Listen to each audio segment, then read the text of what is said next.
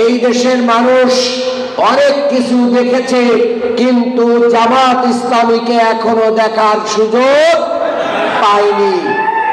মানুষ এখন অপেক্ষা করছে দুর্নীতি, চাঁদাবাজি, লুটপাট, দখল, বাণিজ্য, মানুষ খুন এবং জুলুম নির্যাতনের বিরুদ্ধে দাঁড়িয়ে জামাত ইসলামীকে আগামী বাংলাদেশে দেখতে চায়। চায়ের দোকানে, পত্রিকার আড্ডায়, যেখানে সেখানে এখন জামাত ইসলামীর নাম উচ্চারিত হচ্ছে। আপনারা জানেন এই দেশের রাষ্ট্রীয় ক্ষমতায় আমাদের দুইজন মন্ত্রী ছিলেন, শহীদ মাওলানা মতিউর রহমান নিজামী, শহীদ আলী আহসান মোহাম্মদ মুজাহিদ।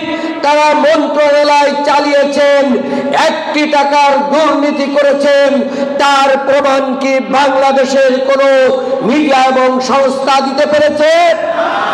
আমাদের কোন এমপিরা দুর্নীতি করে না, আমাদের কোন সভাপতি এবং দায়িত্বশীল দায়িত্বপ্রাপ্ত হলে তার অর্থ বেড়ে যায় না।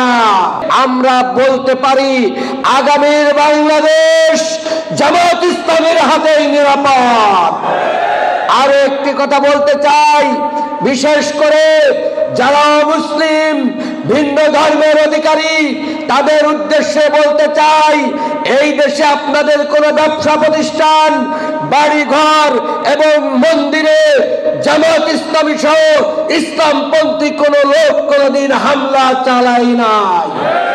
আপনারা ভালো করে জানেন জামাত ইসলামীর কোলে আপনারা নিরাপদ। আগামী দিনে শ্রমিক, জনতা, ছাত্র সবাইকে নিয়ে এই ঢাকাকে বাংলাদেশ জামাত ইসলামী গড়ে তুলতে চায়।